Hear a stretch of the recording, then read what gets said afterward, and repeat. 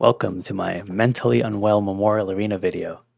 So this week, there's going to be a lot of ties because the cap score for S0 ranks are the same as any other rank unless you're triple S Luna for Heimdall and triple S Seal for HOD Minion. So that means, except for very few players, everyone else is going to have access to the same score, so there'll be a lot of ties. So I played early at a reset, so I could be, because the tiebreaker obviously is based on whoever records their score first. So I wanted to finish first, and that put a lot of stress into Memorial Arena that I've never had before. So I'm probably not going to do this again and just play leisurely.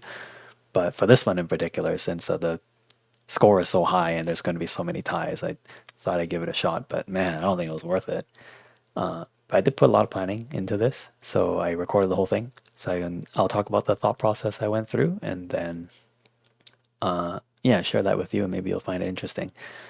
So this is right before reset, so I'm starting in the Memorial Arena, just outside the Memorial Arena screen, because if you're at the home screen, then when reset happens, you'll get the monthly calendar and the monthly card if you have one, and you have to claim those before you can proceed, so that takes up some time. So I started here to bypass all that. And then the moment the reset happened, then I go through the arena lights. And then after the arena lights, the battle starts. And then I forgot when you start the battle, there's the prompt asking you to confirm that your Valkyries and gear will be locked. So I kind of clicked out of the modal and I had to redo it again. So wasted some time there. And then for the battle itself, I tried a lot of different runs. There's a couple runs that I didn't even consider because they were just so bad. So it was mainly just Hirsch of Sentience DPS runs and then Pardo runs, but there's two versions. There's the Blood Dance one and the Pardo one. Oh, sorry, Kira DPS runs. And ultimately, I picked this one. I could talk in really like detail why I didn't pick the other runs, but it would be way too long for this video. So just to keep it short, I picked this one because I had the best success rate of doing this. Since the run needs to be fast first of all, and you only get one shot, so it needs to be 100% success rate. So ultimately, I settled for this one.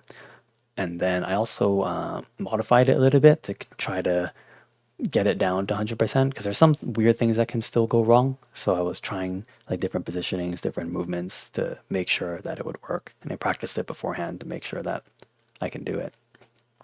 So right when it starts, on second beat, throw a weapon, dodge backwards, and then brings Kiana to the back wall.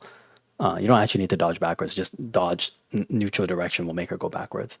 And then she'll be far enough from HOV, so HOV will, first thing she'll do is teleport towards you. Then Pardo can pull her in with the purple combo.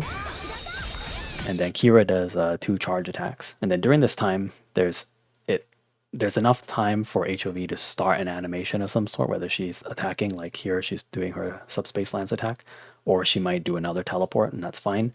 But she just needs to be given time to start an animation of some kind, because if she doesn't, then when Kira gets her threshold below, her HP threshold below, I forgot what it is, HOV will turn invulnerable and try to heal.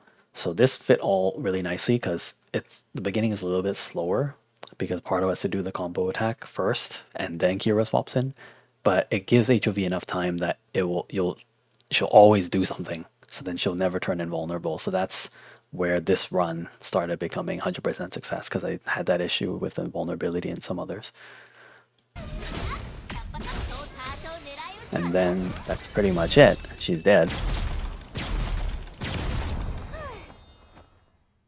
Yeah, so pretty fast run because there's only one character who plays an alt cutscene, which is Kira, and really, really reliable.